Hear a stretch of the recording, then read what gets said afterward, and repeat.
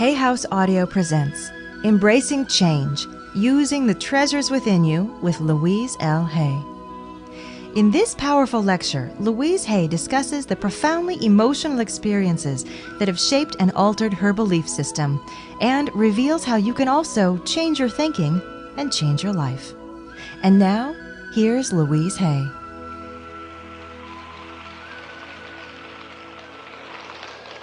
How many of you go to bed with me at night? Yes.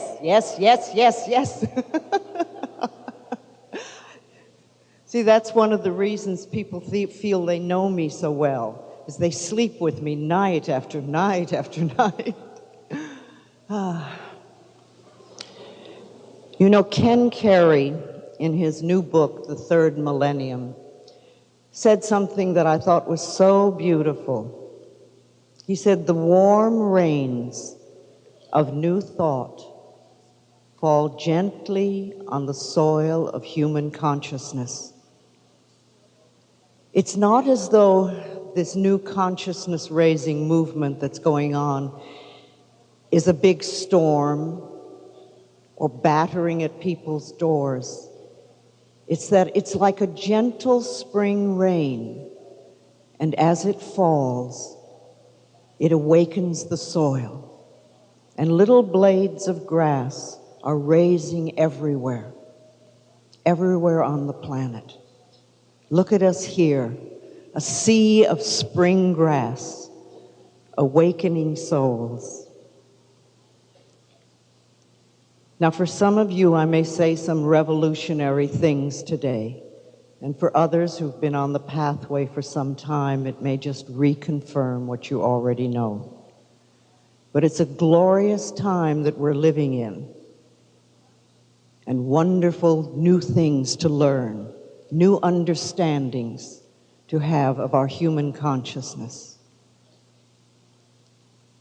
You know, deep at the center of our being, there is an infinite well of love, an infinite well of joy, an infinite well of peace, and a place within us where we are totally connected with infinite wisdom.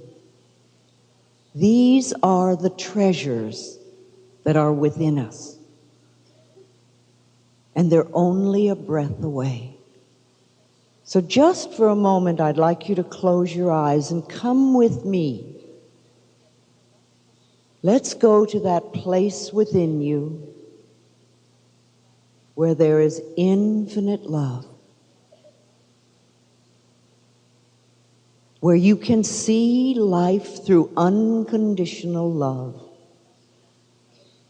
And the more love you share and give, the more will return to you. So feel that love and let it grow and expand.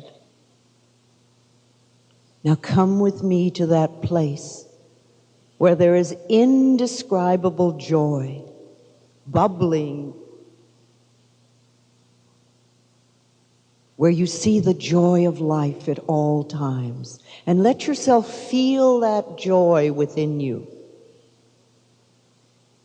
And feel it grow and expand. And then come with me to that place within you where there is deep, serene peace, as quiet as a mountain lake, where the outside world cannot touch you. And feel that peace. And then come to that place within you where there is infinite wisdom, where all the answers to all the questions you will ever ask are already within you, where whatever it is you need to know will be revealed to you. These are the treasures within you. And as you open your eyes and come back to this room, Keep remembering that you have these treasures. Do we use them once a day, once a week, once a month, once a year? Or do we totally forget that we have these within us? You see, when we use the treasures that are within us, we will get to drop a lot of the burdens that we carry. Burdens like anger and rage and shame and guilt and prejudice, judgment. We will not need to create illnesses any longer. And I really think we can begin to reverse the aging process, because it is burdens that age us. So I'd like to ask you that once a day or twice a day, first thing in the morning and last thing at night, you stand in front of a mirror and look into your own eyes and say, I am filled with unconditional love, and I share it today. I am filled with indescribable joy, and I feel it today. And I am filled with deep, serene peace, and I experience it today. And I am connected with infinite wisdom. And I listen for those answers. I receive those answers today. Because this is the truth of your being. And people who declare the truth can literally change the world. I know it sounds simplistic, it's repetitive, and it is very powerful. We have so much within us that in times past we have not been taught to use. But what is happening now is we are learning the power of our minds and what this can do for us and how it can literally transform our lives. I am not a healer. I do not heal anyone. I am a teacher who shares ideas with people. And like most good teachers, I too have had many, many dark nights of the soul. And many of us good teachers have come through very, very difficult childhoods. And we have learned to heal the past and release the past. And that is why we are able to help you do the same thing. Because we cannot create a glorious future or a wonderful today if we are in bondage to the past. Remember, forgiveness is healing our wounds of the past. In my own life, as far as I know, my life was very wonderful till I was around 18 months old. And then my parents divorced, and I went into a series of foster homes. My mother was an uneducated woman, and she needed to work as a domestic, as a servant in someone's house, and was not able to take me. So I went to a series of foster homes, and life was very difficult for me. And then when I was about 5 years old, she remarried because she wanted to make a home for me. But unfortunately, she married a very abusive man. So life became a different kind of hell at that point for both of us. And around the same time when I was 5, I was raped by a neighbor. And I remember being told that it was my fault and that I was shaming the family. But nevertheless, there was a court case, and the man did go to jail for 16 years. But I was very scared during my childhood that at some point this man would come out and punish me because I had put him in jail. And when I was in my early teens, then in addition to the physical abuse I was handling, there began to be sexual abuse from my stepfather. And when I was just about 15, I thought that was enough, and I left home. and went out into the world. Only unfortunately, because of my upbringing and because of the fact that we were so poor and I had been abused so much, my self-worth and my self-esteem was literally under the stage, under the building. I had none. I had no self-worth, no self-esteem, and no social skills at all. And because I was so very, very starved for love in those days, if a young man would put his arms around me, I would go to bed with him. And so within a year, I had a little baby girl. And it amazes me sometimes when I look back now and think that I was able at that age, which is with as little as I knew, to find her a really good home with a really good family. And once she was 5 days old, I left her life and I have never seen her. When I look at that from my perspective of today and my understanding, I see that that little girl had to get to that family, and I was the vehicle to take her there. And because of my belief in my lack of self-worth, it was one more experience of shame that I needed to prove to myself how terrible I was. You know, we talk a lot about teenage pregnancy and how terrible it is. But what many people don't seem to realize is that no young woman, no young girl with self-worth and self-esteem would allow herself to get pregnant in the first place.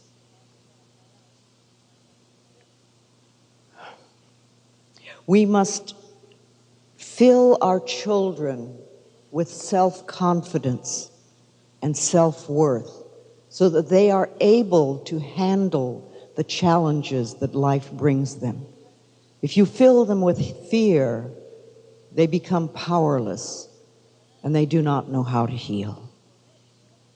So I went on with my life, but because of my belief in myself, my beliefs about life, I attracted many abusive men and many menial jobs. And it took a long time before I could begin to turn that around because I had no self-worth. However, in time, things began to change. And I remember at one point, I married in my late 20s, I married a wonderful Englishman. He taught me social skills, and it was a very nice period of my life for about 14 years. And then one day he wanted a divorce. And of course, I was totally devastated. Because once again, I was saying, I'm not good enough, I can't do it, I can never do it right. But I didn't realize at the time that life was really giving me an opportunity to move into a new phase. And while it was very difficult for me for some time, they say when the student is ready, the teacher appears. And my teacher appeared in the form of a class. A friend said to me, I'm going to a lecture tonight. Would you like to come with me? And I went. And it literally began the turning point of my life.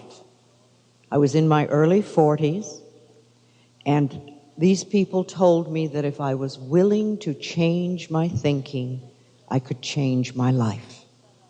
And it was the most important thing that I think I have ever heard in my life. And while I didn't know what they were talking about and didn't really know what they meant, something inside of me said yes.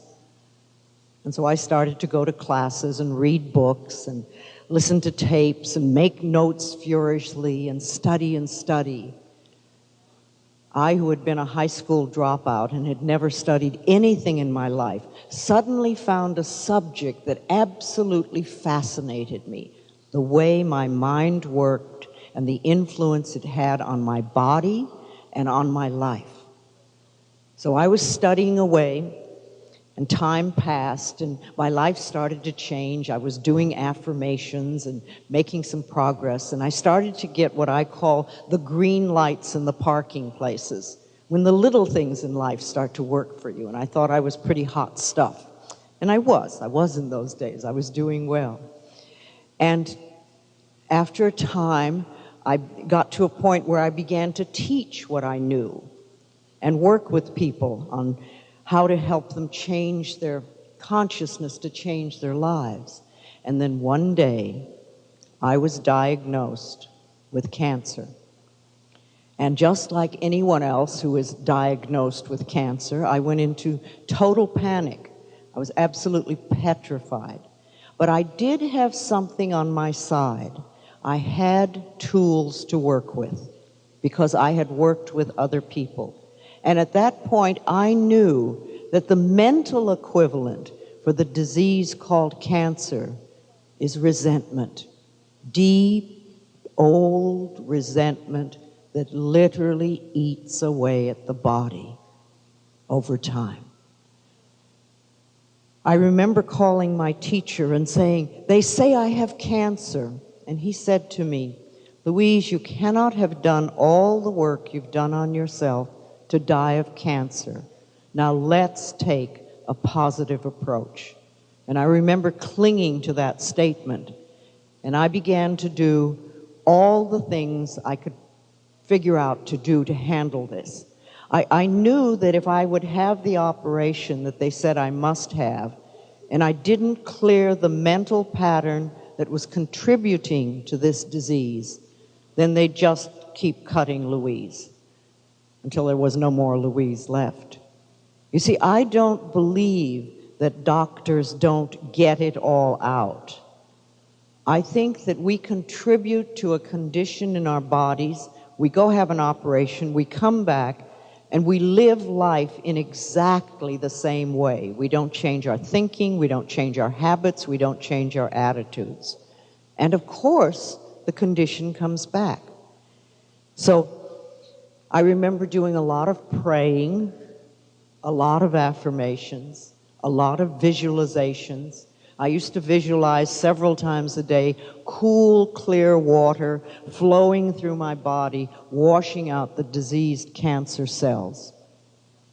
I also went to a good nutritionist, and this person helped me detoxify my body, take the negative junk out of my body that I had so unknowingly eaten for so many years.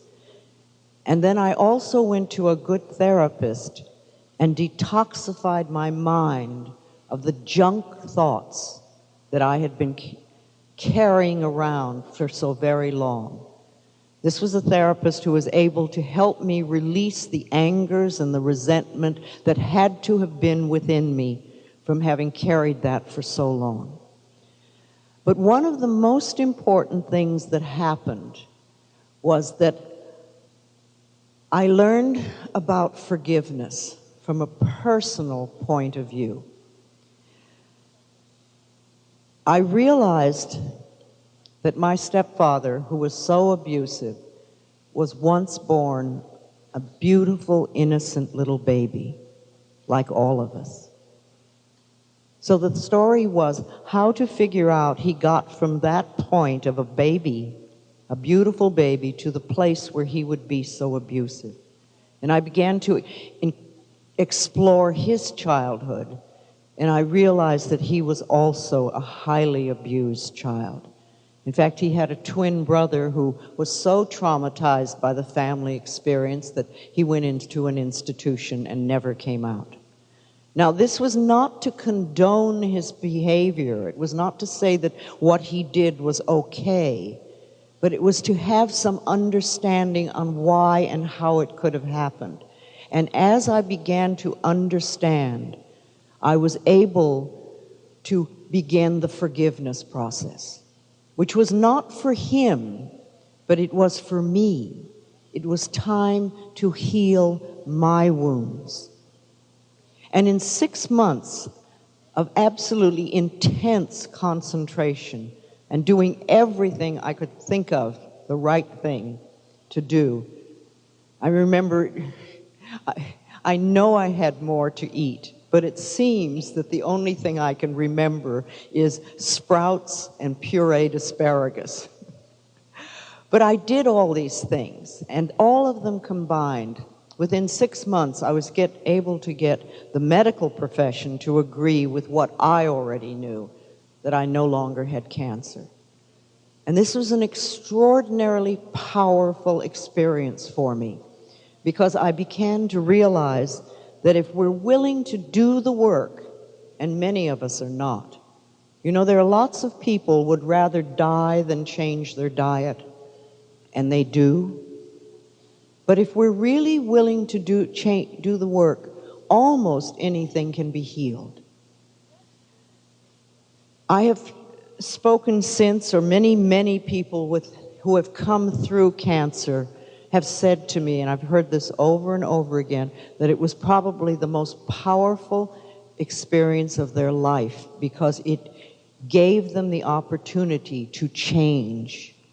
And by changing, they not only healed their body, but they healed their lives. So this was a very big thing for me. And I went forth, I continued to go forth and to teach and share my experiences with others and help them learn how to release their own traumas. And today, I live a totally different life than I ever have before. My thinking is completely different. Abusive men do not know I exist. I'm no longer sending out those signals. And I rejoice in all that is going on in my life. I'm in my 69th year now, and I'm going to be 70 in October. And among other things, I'm becoming very interested in how we age and why. And I know that at the moment, we're in the process of a lot of evolutionary changes. See, life comes in waves and learning experiences and evolutionary changes. And we're in a large period of evolution now. And I see my own work now moving in two directions. One, to work with women and really bring them up to where they belong. And the other is to work with elders. And seeing that we do not have to age in the way we used to age. See, it's all consciousness, it's all belief systems, it's society belief systems and our individual belief systems. But these are only thoughts and customs, and they can be changed. I know that many of you in this audience today have read some of my books, or listened to the tapes, or have read other books and tapes, and have taken responsibility for your life and have made changes. See, first of all, I really want to help the women. I want to see that all women have self-love, self-worth, and self-esteem. You know, it's interesting. Up until the 1970s, the only ending you ever put with the word self was like selfish. And for centuries, if anyone wanted to do any work on themselves to improve their own life, they were told they were selfish, and therefore they couldn't do it. But in the 70s, when we began to have a change in consciousness, we began to realize that we must all have self-love, self-worth, and self-esteem if we're really going to make a difference in our lives. And I think that when women have this, they will take a powerful place in society. You see, for centuries and centuries, women have been under the whims and the belief systems of men. And it is time that we start being powerful in our own way, in our own lives. I think inner self-worth is the most important thing that a woman can develop. It is absolutely vital to our well-being. Because when we have self-worth and self-esteem, we will no longer accept accept positions of abuse or an inferiority. We will not do that. Women have been brainwashed for centuries into certain kinds of behavior in order to be good women. And I know that there are many, many women that go around in deep resentment at the roles they feel forced to play. And many times, illness is their only way to get a rest. Some people would even die to get rest. And I think it's time we stop that. But you see, no matter where we came from, no matter what the family rules were, no matter how abused we were as children, we women can learn to love and cherish ourselves today. The same thing goes true for men, but I'm talking about women right now. You see, because when we learn to love and cherish who we are, then as mothers, as women and mothers, we will automatically pass this on to our daughters and our daughters' daughters and their granddaughters.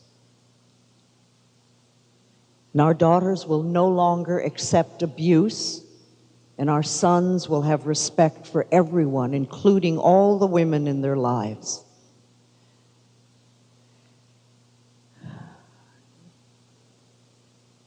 And as women have self-esteem and pass this on to their children, then their children and their children's children will not need to go through the diminishment and the self-abuse and the abuse that so many women go through now, and our mothers have gone through, and our grandmothers and their grandmothers. It is time to make changes. Now, I am not again to male bashing at all, putting men down, because I don't think that that's a good thing to do in any way. That if women blame men for their problems, then we're only going to be stuck, because a victim is always in a powerless position, and blaming others keeps us powerless, keeps us stuck. I have tremendous compassion for men, because men too are stuck in their roles, and they carry enormous burdens and a lot of problems. You know, when you think of it, little boys are taught not to cry and not to have feelings. And to me, this is a form of child abuse and torture, because we are meant to have feelings. We all have tears so that we can use them. And also, you know, if you really want to see a man cry, give him a very safe space to be, and let him talk about the relationship he has with his father. So many times you will hear the regret and the sadness for what might have been and wasn't, and all the things that could have been said, and the many times they wanted to hear "I love you" and didn't. So we all carry our burdens and our problems. I think we need to put together something called Every Woman's Successful Guide for Living, which will be a guideline for women on how to think about themselves and how to feel. And it will create a new paradigm for women. I think it's important that we strengthen the ties between women all over the planet, and support and encourage each other in every way that we can. Because remember, if you discourage another person for anything, that discouragement will come back to you in some way. But if we support and encourage each other, then life in turn will support and encourage us. The other thing that I want to do is to work with elders. I almost see creating a movement called Elders of Excellence. I don't know how it is here, but in the States, we're a big youth culture, and we don't think a whole lot of our elders. But you see, all of us get older, so we're setting up what it's going to be like for ourselves when we get older. See, I think it's time that we begin to break the current stereotypes on aging. We need to totally revise our thoughts about aging, what society thinks and believes.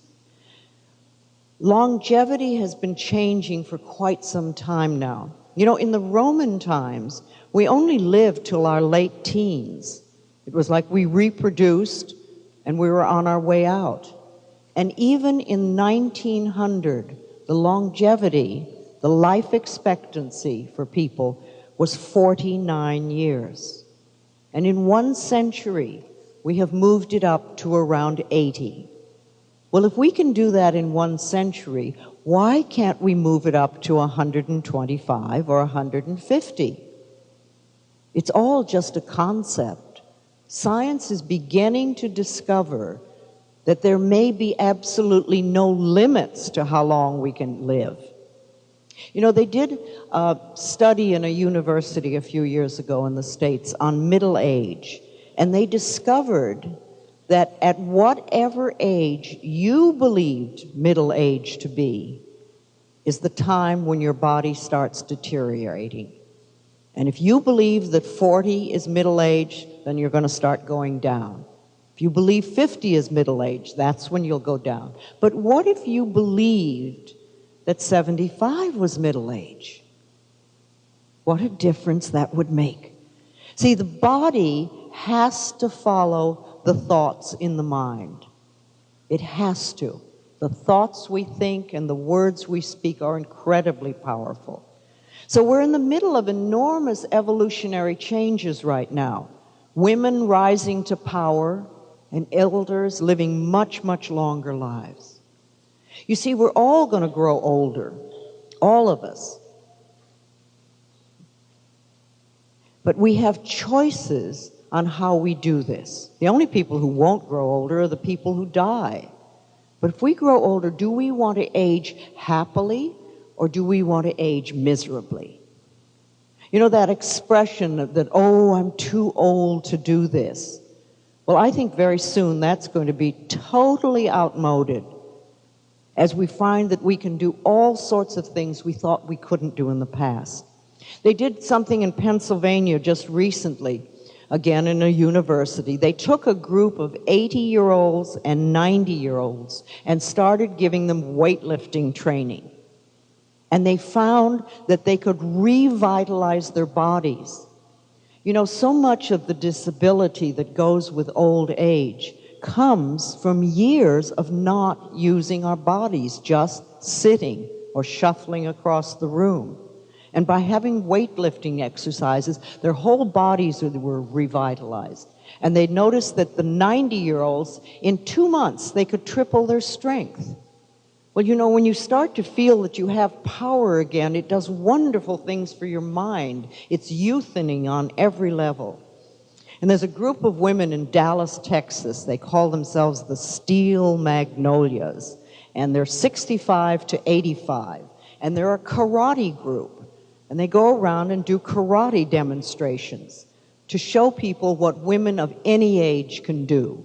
And I tell you, if a mugger ever approached any of those women, they'd be in trouble, because those women know how to handle themselves, including the 85-year-old. And it was very interesting that the trainers said that the most difficult thing to teach the women were not the movements, but the voice. That when they made a movement and they had to go, ha! That was very difficult for the women to learn, because they weren't used to using their voices with power. But once they got it, that was different. And I was reading, I think it was just a week ago, there's a 91-year-old pilot who has a small newspaper. It's in the West somewhere.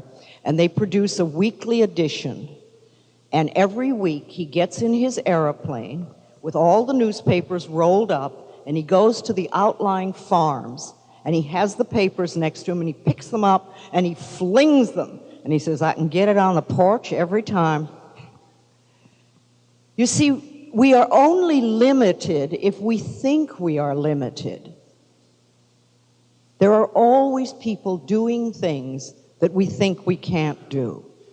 The brain does not wither and die unless we stop using it.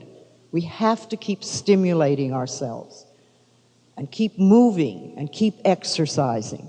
You know, I expect to live a very long time. I figure I've got at least 30 more years of work to do, and I want to be in good shape. It's the only way I'm going to do it. I go to the gym 3 times a week. I eat as well as I can. When I'm home, I grow my own food. I eat lots of vegetables. I want to take care of myself mentally and physically so that I can keep moving with agility to my very last day. You know, they've done a lot of research on elders, but unfortunately, it's all been on sick people. What's wrong with people? And I think it's time that we start doing some in-depth studies on older people who are happy, healthy, fulfilled, and really enjoying life. Because when we study these people, then we will learn how we can all do it. Unfortunately, pharmaceutical companies do not make money on healthy people. So somebody else is going to have to do the research. You see, soon we're going to have more older people than we've ever had before, and it's time that we reshape our thinking. We must reshape our thinking and everything concerned with that. We've got to sort of unplug ourselves from society's concept of aging, the current concepts. We must, because I think that we can make the second half of our life even more wonderful than the first. But we must create a conscious ideal of what this is going to be so that we can aim for it. You see, too many people equate age with poverty and sickness and loneliness and being frail. And if we look around us and see a lot of that, that is because this is what we have created by our past belief thinking. Remember, today, you are always living and experiencing what you believed yesterday and last week and last month. But what you are choosing to believe and think today will create tomorrow and next month and next year and your future. So we can always make our changes now. But I agree, it is not, there's no point in living a long time until we can really accept and believe that we are greatly responsible for our health and our dis-ease. You know, neuropeptides work equally for everyone. Neuropeptides are the chemical messengers that travel throughout our body whenever we think a thought or speak something, whenever we talk or think. And if we have negative thoughts, if we are bitter, if we are angry, then the chemicals that are produced in our brain depress our immune systems. But if when we think thoughts, we are loving and optimistic and open and have faith in life and in other people and in ourselves, then the chemicals that are produced at that time strengthen our immune system. It's as simple as that. Whatever we think is constantly having an effect on our bodies and our experiences. You know, for a long time, I really didn't understand the concept of we are all created equal. Because that seems so strange.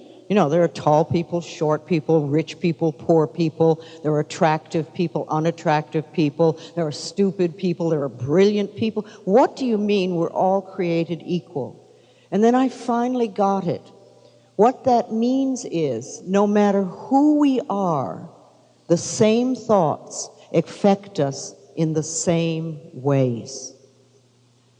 Anger is as toxic to a Jewish body as it is to a Christian body, to a Spanish body or a Chinese body, to a homosexual body or a heterosexual body. Anger is a toxic emotion. We are all created equal. If we think in negative thinking, if that's our consistent way of living, we are guaranteed to develop dis-ease. If we have an illness and we will not let go of our past, if we will not forgive, if we will not heal our emotional wounds, we will not heal our bodies.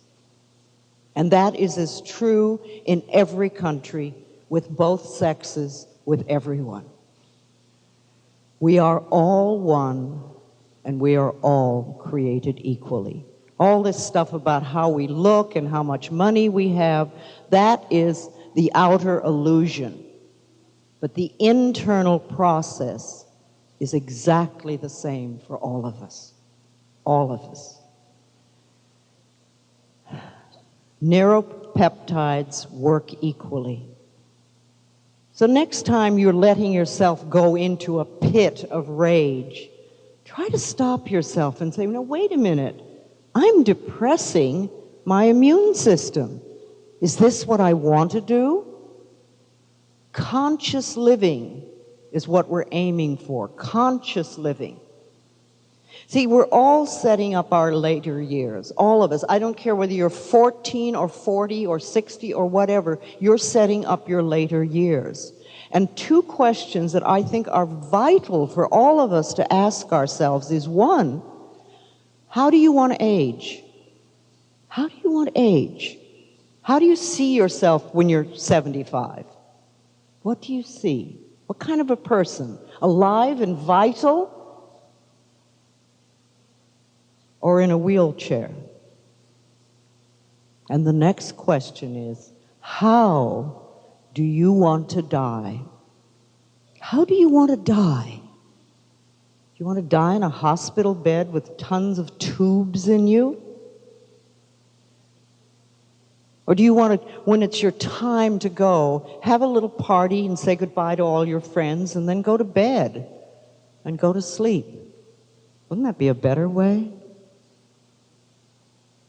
You see, we're constantly creating our future, and we need to think that far ahead, because what we're doing today has a lot to do with how that will be.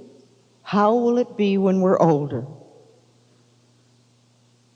I'd like to see us all be elders of excellence, and each one of us using those treasures within us that I talked about at the very beginning.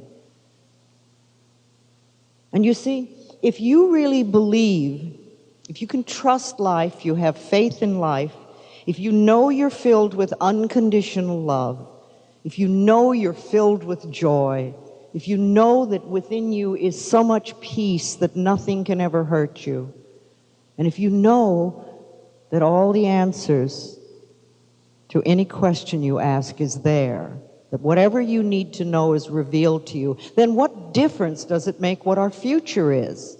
It's going to be good. And we can be flexible and flowing and trust life. Takes a while to get to that point, though theoretically we could do it in an instant. It depends how much we're willing to let go of tribal concepts and all those limitations we were raised with. You know, I'm a very, very simple lady with a simple, simple message. Love yourself and heal your life. Forgive the past, move on, and live in today. You cannot have a wonderful today if you're holding on to the misery of the past, or even the good of the past, or you're terrified of the future. You know, the people that talk about the good old days and how wonderful it was and it isn't good now, remember, you've created both realities. And if you created good days at one point in your life, you can do it again, even if today is not that good. Get a hold of your thinking. Start to do conscious living, conscious. You know, life is simple if we let it be, but we make it so complicated. But if we really just understand that what we think is what we get, what you believe is what will show up in your life. But your thinking, that's all changeable. It can move. See, what is the reality that we create for ourselves? I love these two images. Do we live in a dungeon of limitation, or do we live in a palace of possibilities? I like to feel that where I am is the totality of possibilities of all good. Not just yes or no or this or that. You know, we live and think in limited human mind thinking. It has to be this way or that way, or if it can't work this way, how can it happen? Well, the universe is incredibly smarter than we are and has the totality of possibilities to supply us with everything we desire, as long as we can believe that we deserve it.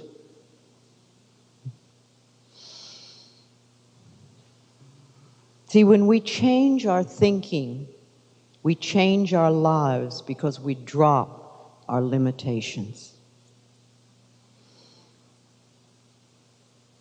Limitations are what it's all about.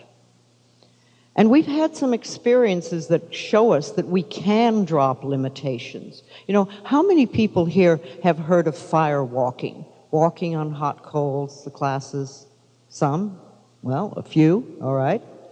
Okay, has anybody here actually done it? Okay, one person back there. We all know that it is totally impossible to walk on hot coals with your bare feet and not get burned. Now, we know that.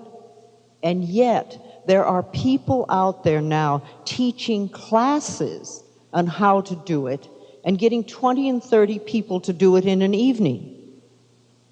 Now, if you have a dis-ease like cancer, and you attend a fire walk, as they call them, and you can walk on hot coals without getting burned, wouldn't that blow your mind totally? In that case, surely you could drop a small thing like cancer.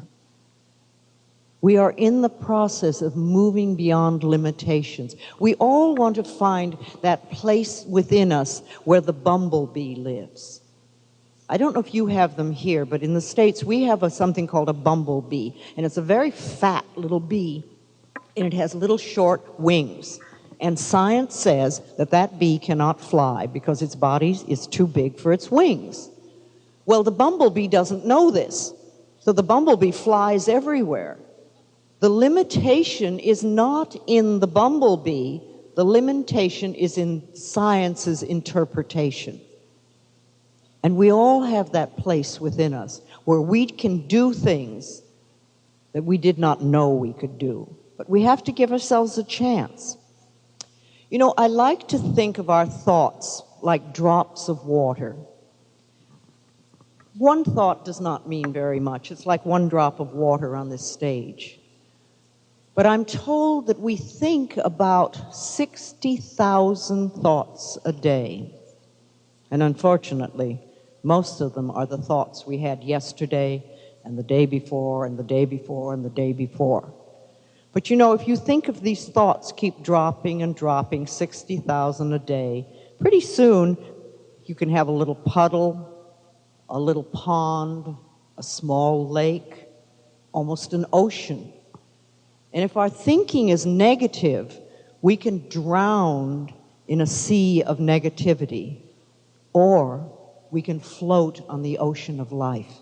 It is up to us totally. I think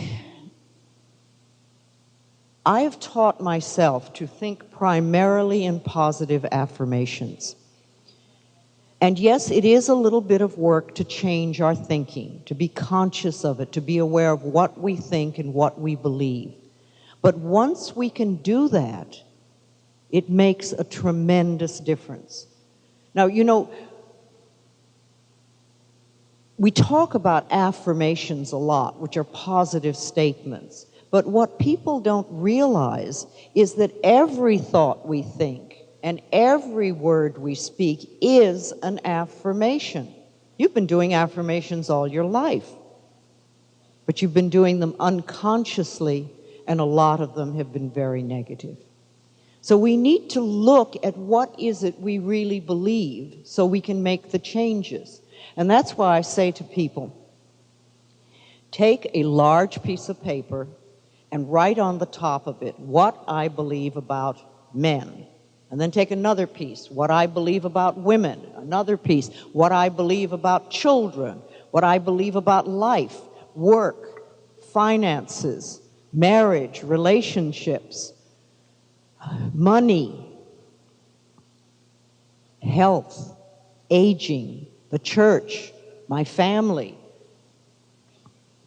And just start writing things down. Whatever comes to your head, no matter how foolish it is, write it down, write it down. And it may take you almost a week of going back to these papers to finish them. But when you see them and start looking at the list of what you believe, you will be amazed. And some things that come up, you'll say, oh, I couldn't believe that. But if it comes up, there is a part of you somewhere in there that does believe that. So then you want to look at your lists for all the negative things that you believe and either make a decision to eliminate them totally, to let them go. You know, ask yourself, is this the belief I want to have run my life? And then turn those negative things into positive affirmations. Once you see what you believe, you'll know the things that support you and are very good and powerful for you, and you will also see the things that are undermining you, the beliefs that are keeping you from having what you say you want.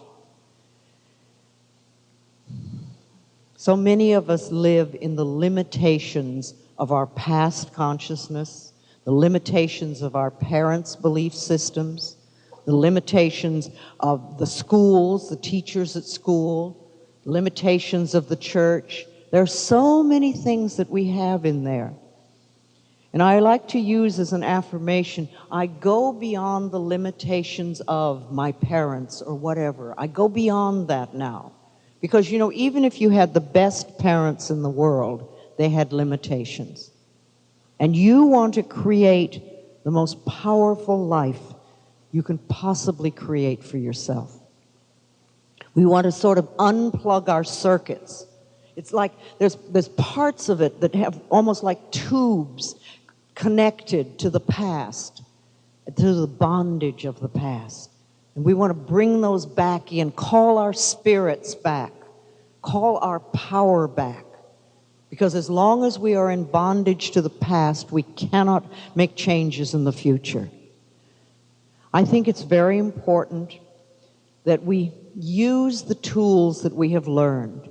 If you read a book, you go to a class, listen to a lecture, have a tape, use that stuff. Don't just read it and say, oh, isn't that a nice book, and then go on in the same old way. If you can walk out of here today with one sentence that I have said that you really practice and work with, you will change your life for the better. But we must use the tools that we have learned. We want to trust the process of life. You know, just as your body is always aiming for absolute optimum health at all times, no matter what we do to it, so it is with life. Life is here for us if we trust it and have faith and power in the process of life. I like to think of the process of life as here for me. And it has taken me time to learn that. And I still have problems. Everybody has problems. I have learned to deal with them in a different way. And I'd like to share this with you. I would like to get as many people dealing with their problems in this way rather than the old ways. When a problem comes up for me, as quickly as I can get a hold of my mind, I say, All is well. Everything is working out for my highest good. Out of this situation, only good will come, and I am safe. And I will repeat this over and over and over again. All is well. Everything is working out for my highest good, and out of this situation, only good will come. And I say it till I clear the air for myself, so that I know the truth of this situation. And that gives the universe a chance to find the solution. And I have seen it work miracles. It gets you through things, the phone can ring and there can be a solution, something will happen. Because you have taken your mind off the problem and you have declared the truth for yourself. It is a very powerful exercise. I travel the world a lot, and I am so pleased to see that everywhere I go, there are audiences like this. And it's not just audiences for me, it's audiences of people that are eager to take control of their life. And it's happening all over the planet. I get letters from everywhere. We are searching for new answers. You know, the astrologers would say that in the Piscean age, we looked outside of ourselves for a savior. We'd say, save me, save me, save me. But the Aquarian age, which we are beginning to enter now, we are turning within to find the savior within. We are learning that we are co-creators with the universe. It's not just that we're little helpless victims and life is buffeting us about, but we are co-creators. We have a lot to do with our experiences and our health. And I see another phenomena that is really wonderful. It's what I call the self-help groups that are getting together. It's becoming a new social norm. People getting together with the similar problems, looking for solutions. It doesn't do any good to get together with a problem if all you do is sit there and play Ain't It Awful? Oh, isn't this terrible? But if you're looking for solutions, everybody in that group can improve the quality of their life. So we look at our beliefs, we make our lists, we see what barriers we have put up to stop us from living the full and rich life that we could. This is not to make us wrong, but we must see what it is we believe before we can make the changes. And then we develop some guidelines for living. And one of the first and most important one is to stop all criticism. This is absolutely vital. Criticism never heals anything. It doesn't heal anything out there. It doesn't heal anything in here. We need to love and accept ourselves. When you're scolded, it's hard to make changes. When you're loved, it's easy to make changes. And besides, the things that we have been criticizing ourselves for years, we're still criticizing ourselves for. It's not the way to help. And the things we criticize other people for are reflections of things we don't like about ourselves. The next thing is, don't scare yourself. How many times have you absolutely terrorized yourself with your own thoughts? Don't do that. It's a very unloving thing to do. Let your thoughts be your best friends. Let your thoughts support you in every way possible. Be committed to the relationship you have with yourself. You have been with yourself since the moment you were born, and you will be with yourself until you leave the planet. Don't scold yourself. You want to wake up in the morning and be thrilled to find that you're there. You know, we're so wonderful with other people. And we're so devoted to relationships with other people. But we toss ourselves away and get around to ourselves now and then. No, be committed to yourself. Treat yourself as though you are loved. As though you are someone who is very loved by you. I always suggest that people go to the mirror first thing in the morning and look at the mirror and say, I love you. What can I do today to make you happy? It's a great way to start your day. You know, how many people have somebody that says that to them? I love you, and how can I make you happy today? Well, don't wait for somebody else. Do it for yourself. Do it for yourself. Take care of your body. We want to live a long time. We want to be in great shape. So take loving care of your body. And educate yourself. We all need to do that. We think, oh, I can't do this or that, but we're bright, and there's so much out there for us now. There's books and tapes and classes and lectures and videos. It's all out there. There's so much we can learn. I know I'm going to be learning something new every single day as long as I'm on this planet. As long as I'm on this planet. I will never know it all, but I want to know more and more. One of the things I say in the morning when I wake up is that I want to have more understanding today than I had before. I want to deepen my understanding. And I think it's vital that we all build a financial future for ourselves, everyone. And it doesn't matter where you start. It's vital that women have money of their own. You know, and affirmations are very important here. Something that I operate on. Remember, I came from the lowest of poverty, and I don't live that way now. But what the affirmations that I use is, one, my income is constantly increasing, and I prosper wherever I turn. My income is constantly increasing, and I prosper wherever I turn. Remember, you are creating your personal laws. You want to fulfill your creative side, your positive creative side. Now, not everybody can build a building, design a building, or be an artist or a singer or something like that. Some of us, our creative side is very simple. But it is important that we fulfill our creative side in a positive way, because if we don't, we will fulfill it in a negative way. That creativity must be expressed, and you will express it in a negative way by your thinking. Some of you, I know I used to get very creative with my negative thinking. Vengeance and all those wonderful things that only come back to us and create problems.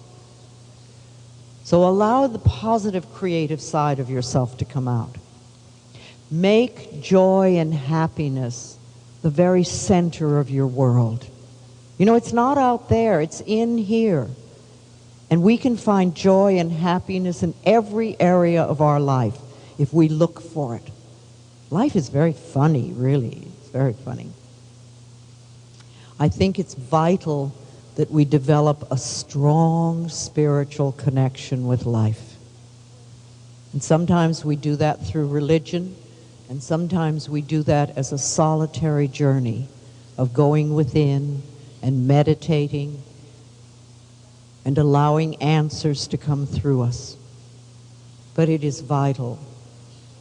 I'm not a religious person, but I am a deeply spiritual person, and I feel very, very connected with all of life.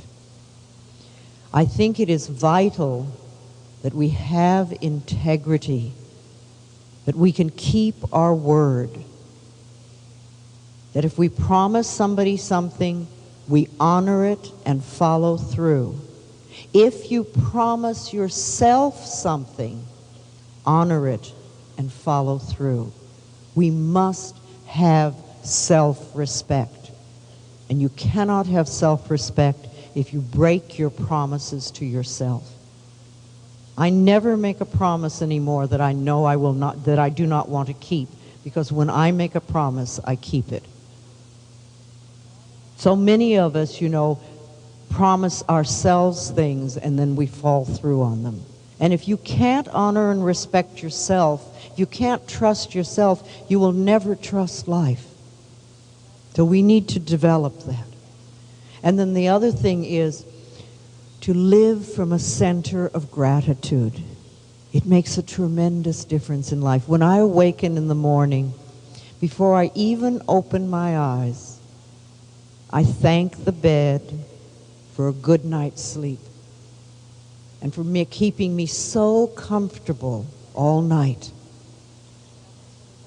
And then I thank life for myself, that I'm here, that I have chosen to live another day, that I get to spend another day with me. I'm grateful for my family and for my friends, for my home, for my animals. I have 4 wonderful dogs.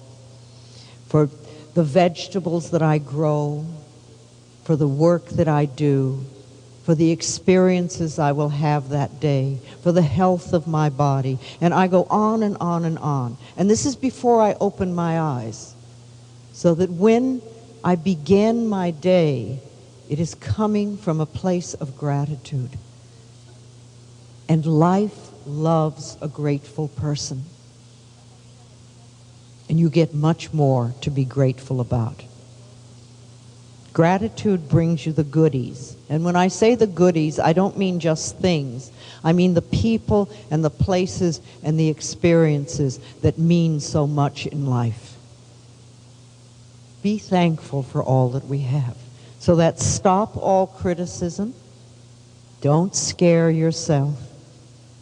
Be committed to the relationship you have with yourself. Treat yourself as though you are loved. Take care of your body. Educate yourself. Keep learning. Build a financial future for yourself. Can't expect them to take care of us. Fulfill your creative side. Make joy and happiness the center of your world. And develop a strong spiritual connection with life. Have integrity. Keep your word. Respect yourself. And live from a center of gratitude. I have a few personal laws that I live by. I've made them laws for me, and they work for me. One is I am always safe. I know that I am divinely protected. This enables me to move freely in the world because I am safe. I also know that everything I need to know is revealed to me. It always is. It's amazing how I can hear things where the information I need to know comes to me. And everything I need comes to me in the perfect time-space sequence. I will do an affirmation for something that I think I want, and then I just let it go. I feel like it's out in the cosmic kitchen. You put your order in. You go to a restaurant, and you decide what you want to eat, and you put your order in the kitchen. And then you don't run into the kitchen to see how it's being done. You assume that they are taking care of it. So you go about your business, you drink your glass of wine, you have your cup of coffee, you eat some bread, whatever it is, as you wait for your food to come out. You know it's happening. And it's the same thing when you do an affirmation for something. You don't have to keep figuring out how it's going to happen. It's done. It will come in the perfect time-space sequence. I also know that life is a joy and filled with love. That one of the wonderful things about this work that I do is almost everywhere I go, I am greeted with tremendous love. And that's a very nice thing. I also know that I am vibrantly healthy. I know that. I will never again go through the sort of dis-ease I've gone through before. because I am in a totally different space. I know I prosper wherever I turn. I know that I am willing to grow and to change. I don't feel I know it all. I'm willing to see a dark corner of myself as they pop up now and then, and I go, oh, well, all right, that's one to change. That's another one to change.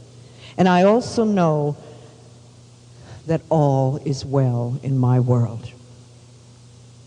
Our consciousness creates our experiences.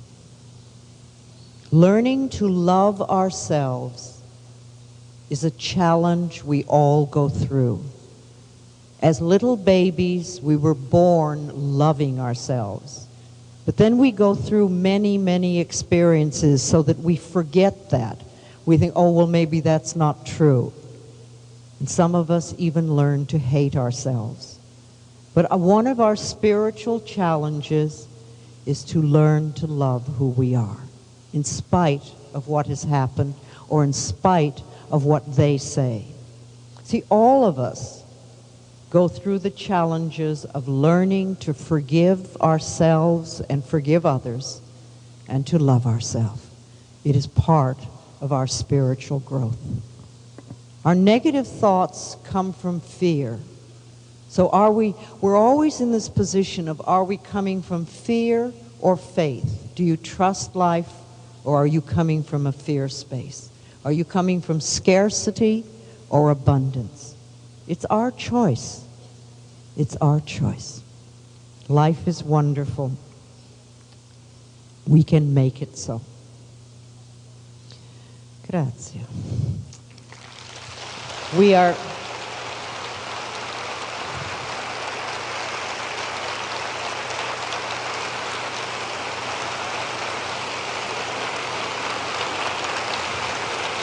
Okay. I have a large stack of questions here. I will get to as many of them as I can. I probably can't get to all of them. But remember, the questions that we are asking are part of a lifetime of study. We get the answer to one question, and there will always be another and another. Somebody has asked me, if I want to make a change in life, how long will it take? Well, I could answer that by saying, how long is a piece of string? It will take as long as it takes for you to make your changes. And I cannot possibly tell you how long that will be. It will depend on how consistent you want to be with your work and how much you believe. And then somebody else said, what do I do when I feel ridiculous doing affirmations? Well, that's a good time to pull out your sense of humor, isn't it? See, life is very funny, and we really can laugh at ourselves. Now, I'm wondering, are you saying you feel ridiculous when you say them out loud, when you say them in front of a mirror, or just making a positive statement? Why would you make it feel ridiculous if you're making a positive statement? It would help me to get free of jealousy. Jealousy comes from a fear of abandonment. There's something within you that feels that you will be abandoned. And part of it is probably because you're not there for yourself. If you could really trust yourself, every time you made a promise to yourself, if you would honor it and follow it through, if you would always be there for yourself and can learn to trust yourself, then you will trust other people. I think you were abandoned probably early on or had an abandonment experience, and ever since then you believe there's not enough for you. So look at this problem as though it was out there and not in here. And the next time feelings of jealousy come up, Say to yourself, I will not abandon you. I am here for you. I will always love you. And learn to trust yourself. And as you do, you will trust others. Okay. When you have a partner that is negative, what must you do to change his attitude or her attitude? It could be either way. Absolutely nothing. It is not our place to change other people. The only person that you can possibly change is yourself. However, if you work on changing yourself, the other person will have to make changes. But you never work to change somebody else. See, this is something we all want. We all want everything out there to change so that our life will be perfect. But if we want our life to be perfect, we have to make the changes. One of the questions you might ask yourself is, what is it within me that has attracted a negative partner? What are the negative parts of yourself? Begin to dissolve them. And as you do, the other person will change. It's the same thing with this question. How can I help my husband who is an alcoholic? Well, if you have Alcoholics Anonymous here, I would suggest that you go to a meeting. You go to a meeting and learn about the pain and suffering that they go through, so that you can have some understanding about how to handle yourself. You are not responsible for a partner who drinks. You are only responsible for your own life. The person is not doing it to punish you, but to fight his own pain. And when your husband or whoever the partner is who is an alcoholic is ready, he will make the changes. But until he is ready, there is nothing you can do except to work on yourself. My 24-year-old daughter has died in an accident. What do you think of the death of young people? I think it is my belief that we come to this planet many times. We live many lives. We probably experience everything over a period of time. We're male, we're female, we're every color that there could possibly be. We're homosexual, we're heterosexual, and each time we have a life, we die in a different manner and at a different time. There is no decreed time for how long we should live. Some people come in, they don't even make it out of the birth canal alive. Some people come in and are here for a few days and die a crib death or something like that. Sometimes we die of childhood illnesses. Sometimes we die in accidents. Sometimes we die of very old age. I think each experience is perfect for our soul growth. The human mind may not understand it, but I think each one of us, on a soul level, chooses our time to go and how we go. And that's not always an easy concept to understand. And I know that if your daughter has died, you are going through a tremendous grieving process. And this is normal and natural. And while you will have sorrow in your heart forever, do not destroy your own life because of this. The first year after someone dies is the hardest for those people that are left, because you have to go through all the seasons and all the holidays and all the different experiences that you had with that person through the year. And after a year of grieving, life gives you the opportunity to lessen the pain. Now you have the option of holding on to the pain forever, or you can hold on to beautiful, loving memories of that person. I don't know why she went at that time. I do know it was the right time for her this time.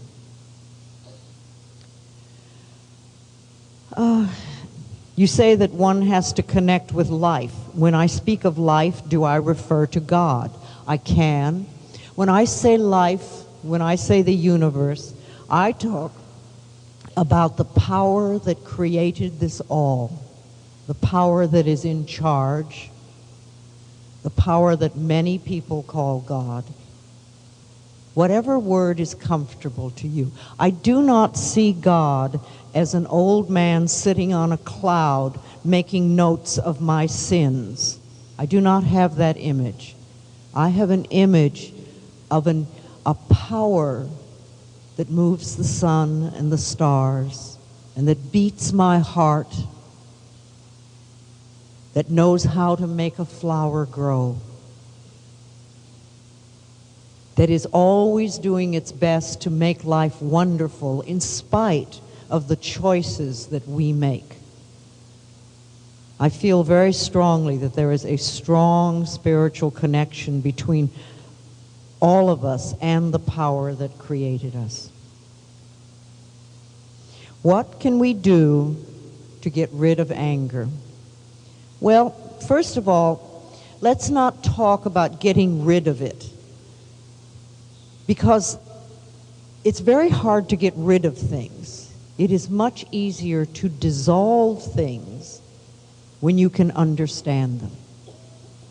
Anger is a reaction that either other people have done something wrong or they are doing something wrong. If it is of the past, for goodness sakes, let yourself go. Remember, every experience we have in life, we have been a co-creator for it. And every person that is in our life is a mirror of a belief system of ourselves. So when we look at an incident that is wrong, that we are angry about, a good question to ask ourselves is, what is my part in this? Again, not to make ourselves wrong, but to begin to understand the process of how life works. And yes, I, like anybody else, I get angry, but I hold it a very short period now. It does not last the way it used to. It comes up and it goes down. And especially if I get into that all is well and everything that's happening is for my highest good, and out of this experience only good will come, then you can move through it very quickly. Anger is just one of many emotions. See, the negative state is not a place to stay all your life. Stresses are supposed to be like fleeting conditions. They move through unless we hold on to them. We grab them and we hang on, and we won't let them go. So if you want to let go of anger, to dissolve it, and you could even use that image of it like being a black cloud, and you're allowing the sunshine to move through and just dissolve that cloud. We can choose to let it go. You could say as an affirmation, I'm willing to release the need to be angry. And if you keep saying that, it will become true for you. It's a toughie, though, because we like to be righteous. See, a lot of us sit in what I call a prison of self-righteous resentment. They are wrong, and I am right. But a prison is a prison. And if we box ourselves into an attitude, then we don't grow. Okay. Why, when following your advice, I still continue to eat and get fat?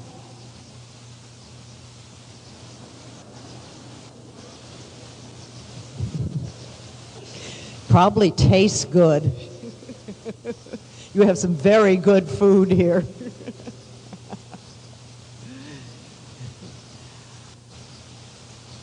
Weight, excess weight, is very often, it's either a habit that we just have, or it's a need for protection. We feel protected when we're a little bigger. And, you know, there was a time in my life when I used to help people work with all sorts of problems. And we would fix this sort of thing, and fix this sort of thing, and fix this sort of thing. And then one day I discovered that if I could teach people to love themselves, there was very little we had to fix. Its life took care of that automatically. So the main thing I work on with people today is to teach them to love themselves and to find what is in the way. A very powerful but simple exercise is to stand in front of a mirror and look in your own eyes and just say, I love you. I really, really love you. And you notice what the thoughts are that come up. Can you do that and smile at yourself and feel good about doing it? Or is it something, do all sorts of uncomfortable feelings come up? What comes up? What are the thoughts that move through your mind? You see, I like to do affirmations in front of a mirror because you move through your blocks very quickly. You know right away what it is that you're thinking. And then you can turn that into a positive affirmation. I would say that there's a part of you that feels very unsafe, and food comforts you and makes you feel protected. Love who you are, and love yourself as you are. I would suggest you stand naked in front of a mirror and say, I love you. I really, really love you. Okay, some guidelines to achieving success in business. All right. I have very strong ideas in business. I think if you go into business to make money, you're doomed. If that's all you're going into business for, is to make money, you'll have struggle. To me, where I come from in business, and I have a very successful business now, a publishing firm, my thought is always, how can I help the people?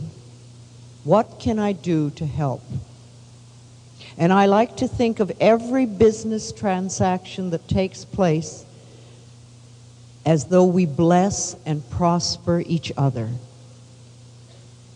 And if you bless your customers with love, if you know that you have a service that other people want and you're really helping people, then I think you will automatically succeed. But if you just go into business to see how much money you can make, it will be a struggle. In fact, the more we can come from that space in our heart of how can we help people, the better it is. I know that we say this to our authors when authors bring a book proposal to us. It's always, well, all right, now what can we do with this book to really, really help people? I think affirmations are important in business. You know that you have a product or a service that people want. You bless your customers with love. You visualize people coming to your place of business or responding to your business if it's mail order, whatever it is. And I always like to bless the building with love, bless all the equipment in the building, whether it's desks or offices or counters in a store or mechanical equipment in a factory, whatever it is, you put love into it and bless each and every employee with love and each and every customer. And begin your day that way with a gratitude. That, to me, is how to succeed in business. And it's worked wonders for me.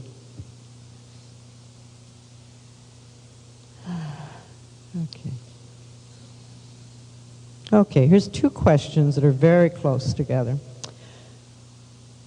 If we want, we can change our life. What happens with homosexuality? The other question is, please, could you let us know your opinion about homosexuality or recommend a book about it? I think it is time that we welcome our homosexual brothers and sisters. What we have been doing to them for a long time is tribal outcasting of the very worst kind. There is no way that we can practice unconditional love except for that group over there. It doesn't work that way. Our hearts are open and accepting, or they're closed and shut down. There's no two ways about it. Now, I have noticed that science is finally getting around to the point where they have discovered that there is actually a different gene in homosexuals. There is something that there's different. It is not a chosen lifestyle. It is something that people are born with. And I do not believe that God makes mistakes, especially on the number that we have. This is my opinion. I cannot recommend a book on it because I don't know. I have done a great deal of work with homosexuals. Many of you know I worked with people with AIDS for 6.5 years in the trenches in the very early days when people were giving me death threats because I was so wicked as to say that I don't believe that people with AIDS have to die. Not everybody. I have never once worked with a homosexual person on a therapeutic level where the person did not know before they were 5 years old that they were homosexual. This is not something that one chooses later on in life. I think we have a tremendous amount of judgment on it. It's part of the things that we need to go beyond, if you choose to do so. I know many people do not agree with my opinions, but this is what I feel and what I believe. Okay, how to forgive.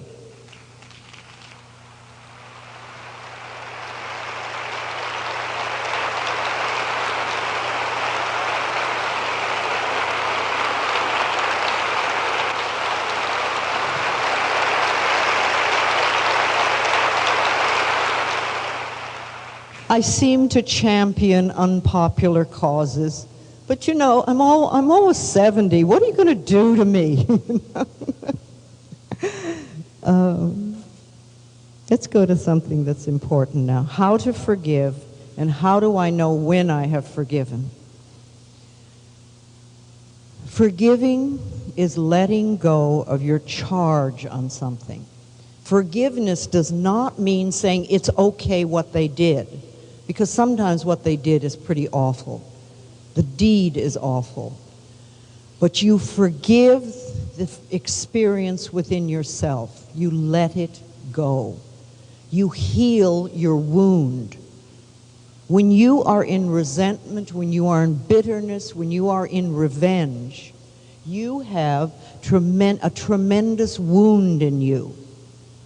It comes from the past, and you won't let it go. And you are the one that needs healing.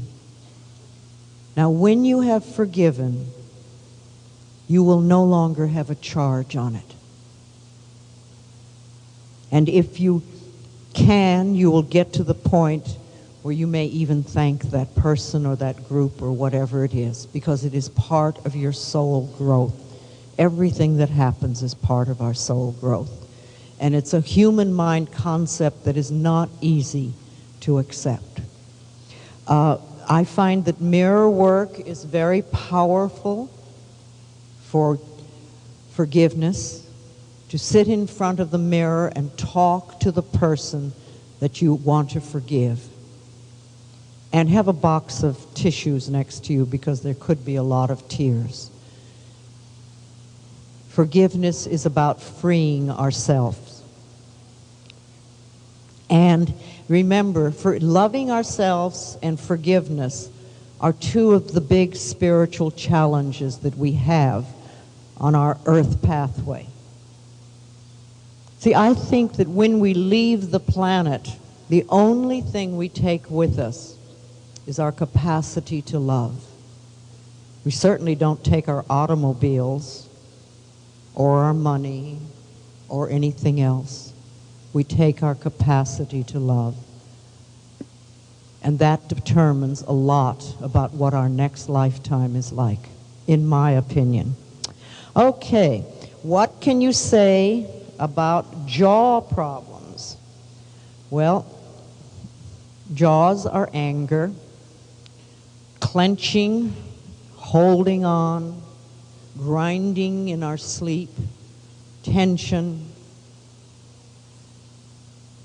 You know, fear can affect every single part of the body. It sort of puts us on alert, and we're like this. But love can relax the entire body. If you have jaw problems, you're probably having a lot of difficulty sleeping at night. And before you go to sleep at night, I would say, I love you and I forgive you. I love you and I forgive you.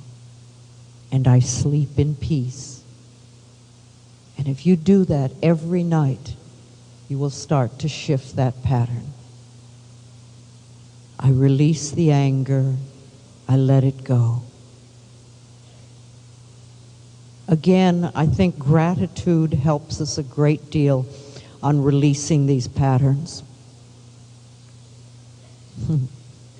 Who and what is God? Well, I said that before. In my opinion, it's a power and a force. Now, there are many, many different opinions about who and what God is. And they're all right for everybody, but I think it's a force. What happens after we're dead? Well, I'm not an authority. However, my belief is that we do live many, many lifetimes.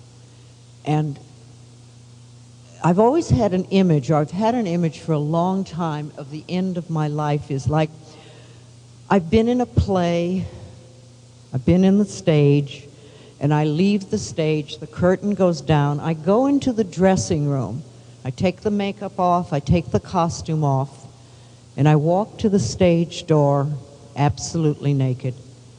And I'm greeted on the other side by lots of love, by a new director and a new script, and go into rehearsal for a new play. That's an image I've had. I'm handed a new costume.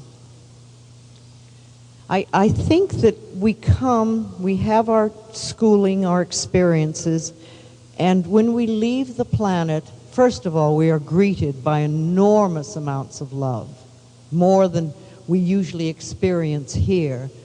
And then we go to sort of a holding place for a bit, where we examine what's happened before and what this lifetime was like.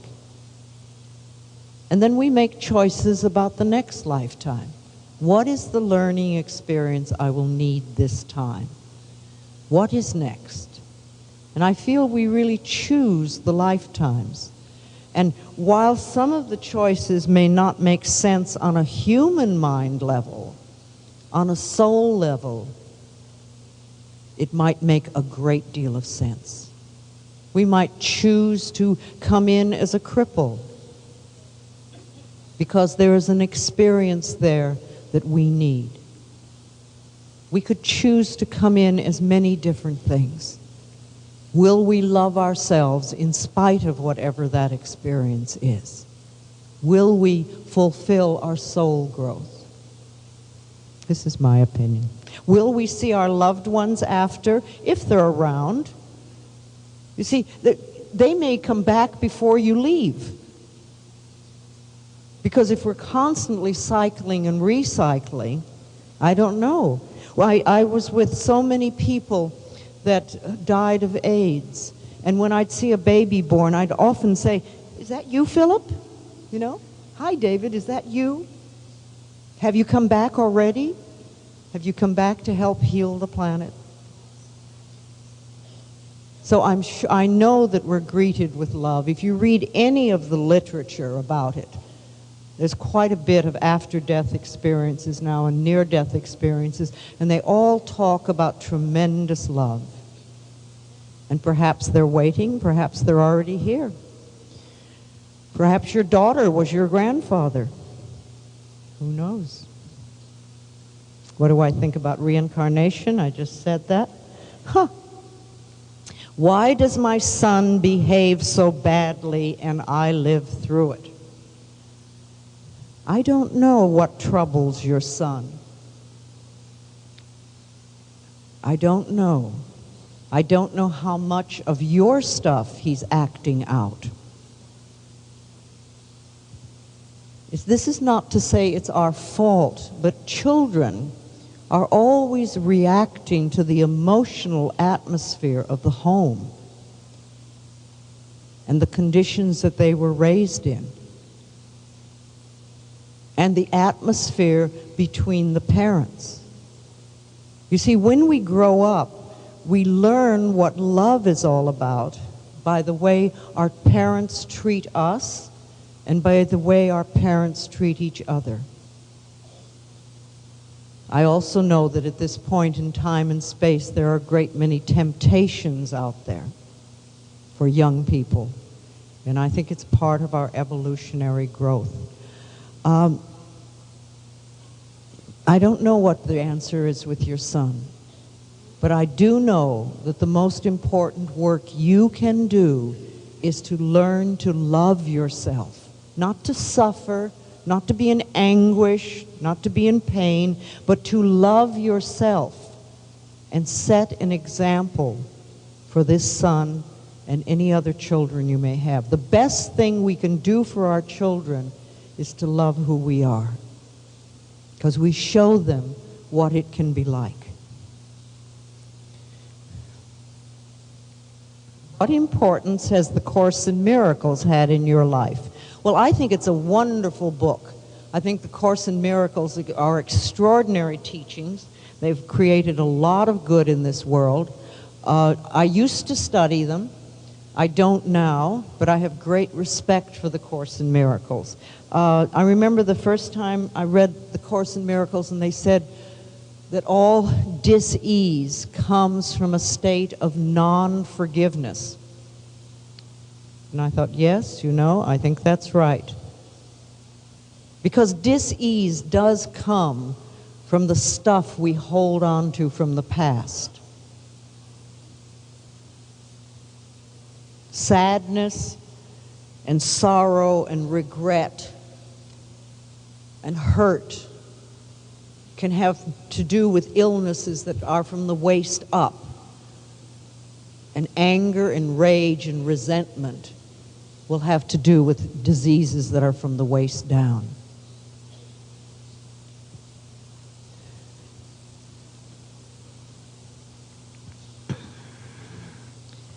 Course in Miracles is an excellent study group. I don't know whether you have that here, but we have quite a few groups that study it in the States. And you get together with a group of people and, you know, you talk about it, you try to understand it. They're good people. Okay, how do I know when I'm evolving spiritually? Well, you don't ask that question. You know you're evolving spiritually when your life starts to work better, when things begin to fall into place. Then you're in connection. You see, I think it's very important that we have body, mind, and spirit. It's almost like a triangle, and we need to have them in balance.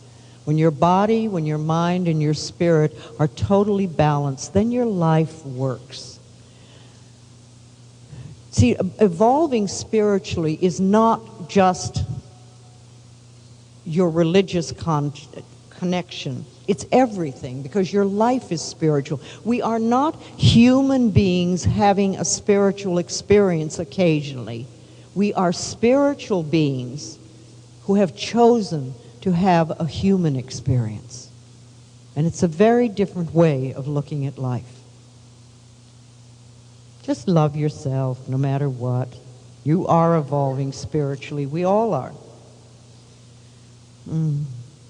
Okay. Give me an answer for a terminal patient. This sounds like it might be a nurse or somebody with a physical pain who asks, what did I do to have all this? Am I so bad?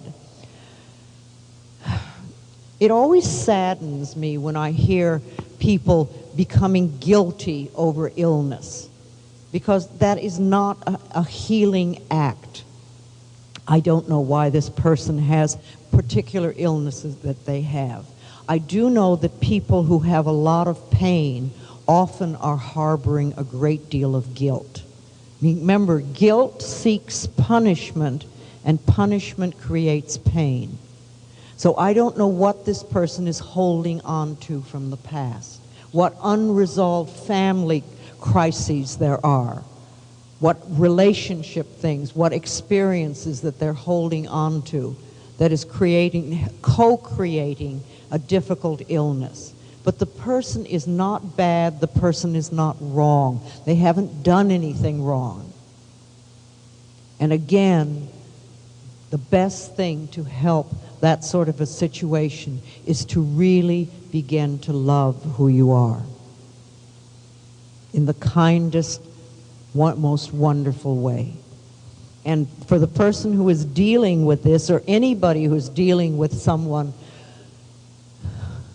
who's going through a difficult illness, love them, be kind to them, help them to love themselves.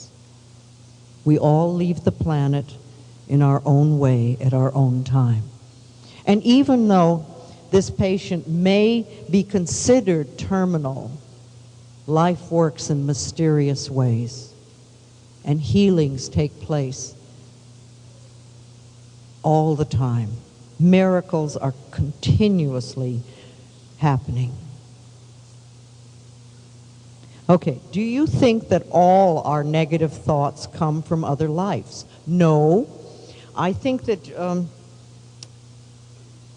past life karma is interesting. It's interesting to look into a past life, but I think we use it as a cop-out. I think too many people think that, oh, this came from another lifetime, so it has nothing, I can't do anything about it this lifetime. To me, that's just a cop-out. That doesn't answer anything. Some of it may, but it doesn't matter whether it came from last week or when you were 12 or 5 or 2 lifetimes ago. This is where we let it go. This is where we release things. This is where we start anew and start fresh. So don't get too wrapped up in the other lifetime stuff. Okay, then we really answered this more or less before. So we wouldn't know how to deal with the death of someone young, someone who wasn't supposed to die. Well, you see, that's a human judgment. If the person has died, that person was supposed to die. That was part of the soul commitment, the soul decision.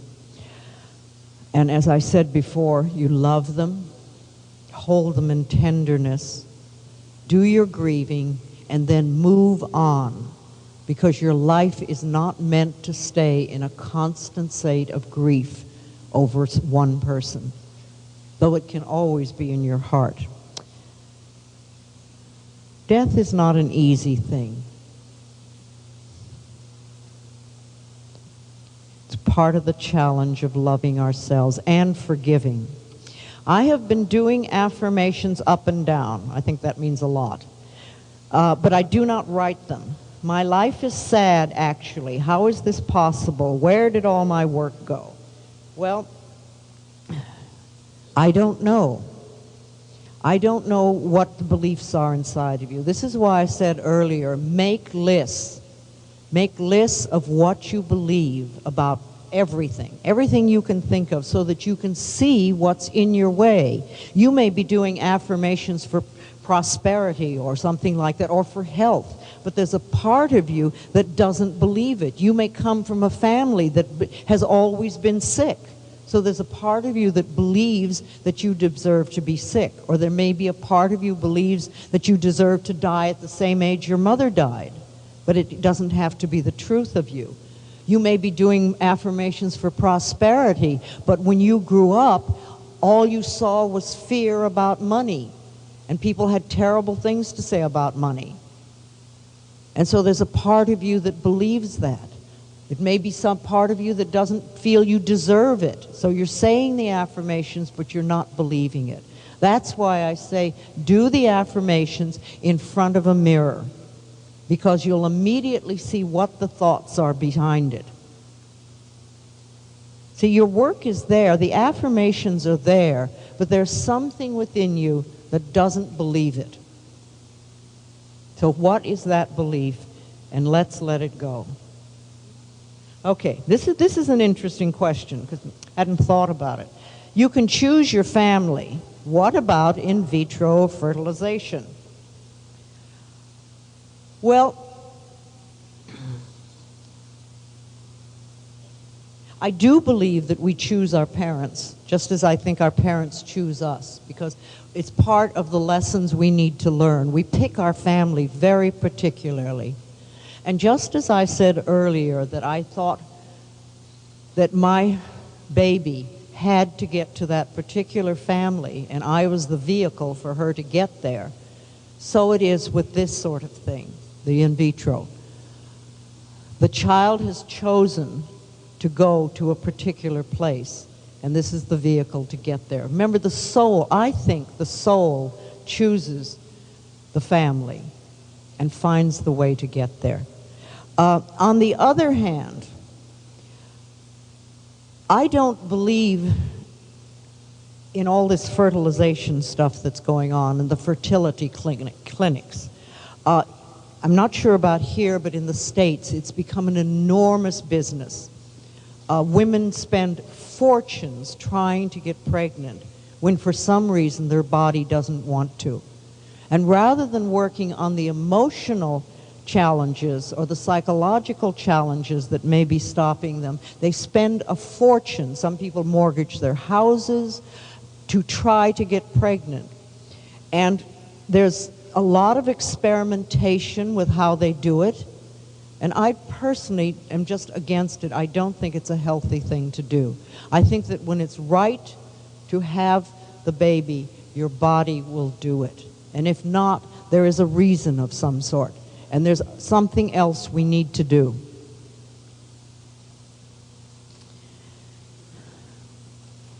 Good question. Now, there's a little group over here that is responding. Okay.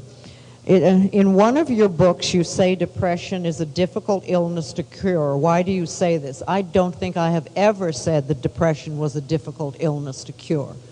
First of all, it isn't. I don't think of it as an illness. Depression is anger turned inward. When we are depressed, it is because we feel we don't have a right to be angry. There's a situation that we feel hopeless about. Like, what good would it do to get angry because I couldn't do anything about it anyway? And therefore, we get depressed. Depression is hopelessness.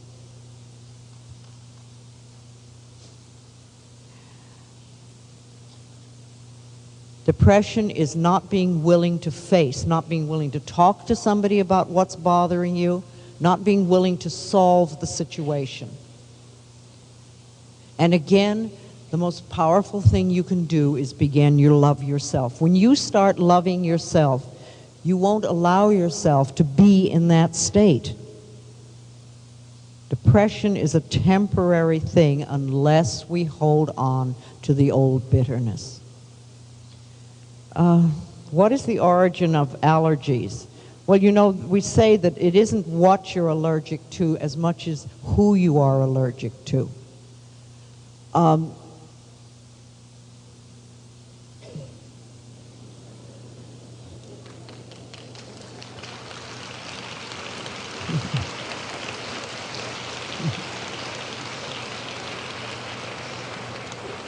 I think a great many allergies come from emotional difficulties.